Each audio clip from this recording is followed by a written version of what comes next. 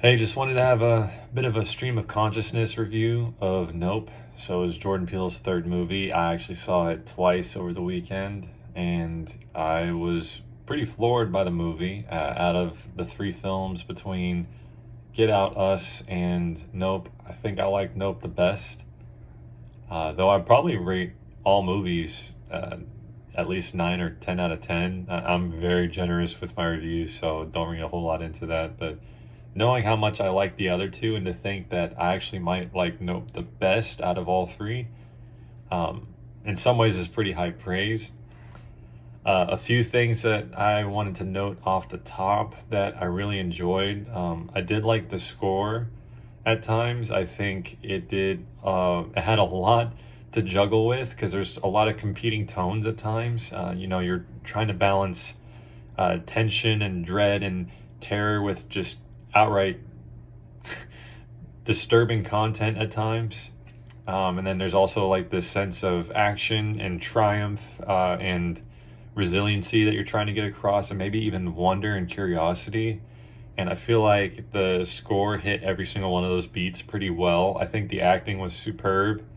Um, One thing that I noted is that although I found the acting to be pretty good in other Peele movies, the dynamic between the siblings in Nope, I feel like, man, there was so much more weight to that familial bond than there even was in Us. And you're literally talking about a family unit in that movie, and yet, man, I just really bought the way the characters felt for each other in this movie, despite their personalities being so diametrically opposed. I mean, they were perfect yin and yang to balance off of each other. And then, man, I really liked seeing Michael Wincott in a movie.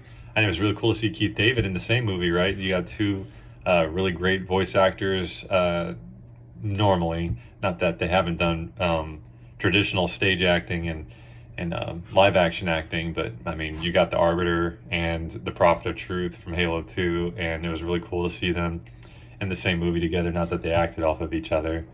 Uh, but yeah, really cool with Michael Wincott having a minor role as that eccentric director. That was a pretty neat one.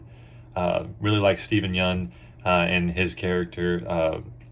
I guess if I was to get a bit spoilery, which spoilers ahead, it's really hard to talk about this movie without talking about the spoilers. I really enjoyed the parallel between his character and OJ in particular, because you have this one main protagonist whose success and conflict resolution is a great result of understanding an animal that's outside of human understanding, and that's true of all animals, even the ones that are earthly.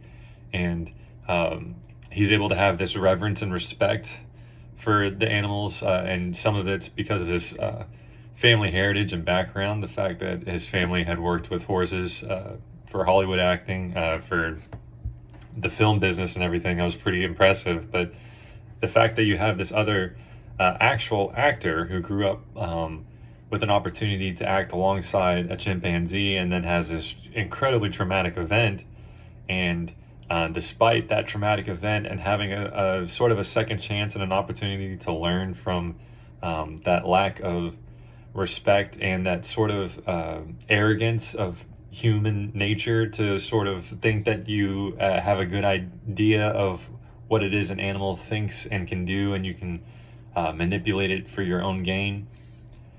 It was folly, right? And the fact that he would go down that path again, didn't learn from it, and then ended up basically dooming him and his entire family and all of those innocent people who had come to see the show. That last abduction scene, and by the way, that was one of the most terrifying things I've ever seen in a film. There are certain elements of horror that are more striking to people than others, and I wouldn't even say that claustrophobia is like one of my um, highest amounts of like tension or fear, like when I'm watching a movie. But something about that is, despite how fantastical and otherworldly the whole event was, it really ate at me, and it lingered with me in a way that in some ways it was haunting, but in another way it was sort of exhilarating to know that something could affect me so strongly, especially since it was a work of fiction. That's what you want out of a horror film. You want it to evoke those strong feelings, and it did exactly that. Um, I like that the element of the creature in the movie, I mean, it seemed somewhat like Lovecraftian in the way that it was this unknowable uh, entity from like another dimension, practically. If it wasn't from this world, or it was just beyond human comprehension, and in some ways that made it pretty interesting. And that's what, again, just to credit to the screenplay and to the Jordan Peele films prior to, is that there's this interest in making sure that your movie is accessible, but at the same time, the logistics, they sort of don't quite matter so much that they have to be practical, in the sense that it's almost like something you'd see in a dream, as far as why things happen or how things happen. It doesn't quite make sense, and yet it's grounded just enough that the events on screen they really speak to you. And man, I could just go on about this movie, right? Um, so again, credit to Peele and that screenplay, because I mean, again, a lot of disparate tones that in some ways I could see why people would feel like it's convoluted and that they might be conflicting with each other, but I think it hits all of those notes very well, and I feel like some of those moments at the end of the movie are very well earned, like when they finally basically break the beast, so to speak. They break in Jean Jacket. I mean, it's well earned, and that victory, I mean, you're celebrating with the characters, and not just because they're alive, but because they did something just so unbelievably impossible. Like it's slaying a dragon, but a dragon that you can't even begin to imagine, to understand, and that's what's so special about it. And I really like how all of it came together, and I was able to be bought in from the moment I saw that. Um, that opening sequence, really. The Gordy flashbacks were pretty great. If let's say the supernatural element doesn't get you, there's something pretty horrific and chilling about basically just a chimpanzee going on a bit of a rampage, because it in that way it's so real, and it's not something that's outside the realm of possibility. I mean, chimpanzees have been known to have potential violent outbursts, because they are wild animals, and it's pretty crazy that we've been able to domesticate things like dogs in the first place. So um, again, just it speaks to the hubris of man, and how we feel like uh, we are at the top of the food chain, and yet we really don't have a whole lot figured out, and there's a whole world out there that we couldn't even begin to comprehend. We've come a long way, but at the same time, uh, to not have that, again, that reverence and the respect for the creature that you don't quite know. um, Man, it's such a great story. And I mean, and I'll say this too, as far as the directions the movie was willing to go, seeing it for the first time. I When Jupiter's or Jupe, as he's called, I think, in the movie, Stephen Young's character, when his sons prank the Haywoods, and you see them wearing those alien outfits, um, before it's revealed that it was sort of a fake out scare, I was ready to go all in and just believe those suits for what they were, um, and just go with it. If that's how the aliens were going to move and to act and to look in the movie, I was all for it. I was like, okay, now we're sort of in a bit of a home invasion type situation, similar to Signs, in some ways similar to Us even. But then it didn't go in that direction, and again, it's a testament to the thinking outside of the box for Jordan Peele, and for having the bravery to not necessarily do the most conventional thing, to take risks, but at the same time deliver dialogue that's incredibly funny and relatable. And somehow put these characters in these positions to where you like almost all of them, despite the ones that are in some ways meant to be viewed as unlikable or annoying. In the case of like Angel, I found him endearing in his own special way.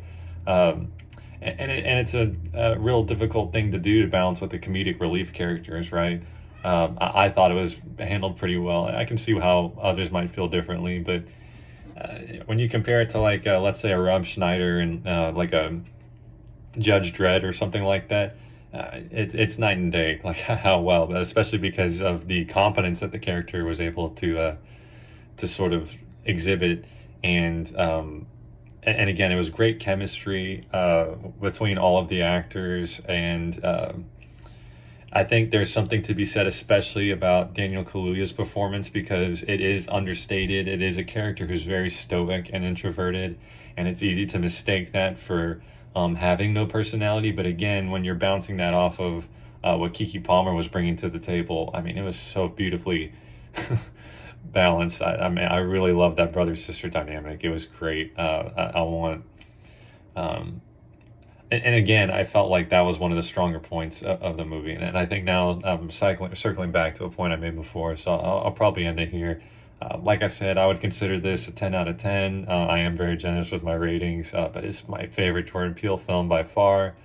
It might be my favorite film I've seen in the 2020 so far. I know it's only 2022, but I can't think of a movie from this particular decade that I've liked better. I haven't had a movie speak to me and kind of stir things in me so much as it did like when I saw Blade Runner 2049, and I don't even know if it's necessarily a sci-fi type thing, um, because I think the movie before that was like There Will Be Blood in the 2000s. That was the one I would say was the one that spoke most to me. But I mean, this is up there for me. So I would highly recommend it, and I hope that it does well in the box office, because I want to see studios take risks on sort of these unconventional films, especially when they, again, they're going to be pretty accessible to a wide audience in a way that it's a fine line to walk. And I think the direction, the shot composition, the score, the acting, I mean, it all works really well in tandem. And at the core of it, though, I just love that story. I love how it's so out there, and it's its own thing, and it's original, and there's not a whole lot like it, even though there are a lot of motifs and sort of homages and everything paid. It's its own movie, and for that, it's hard not to credit the originality. So again, 10 out of 10 for Nope.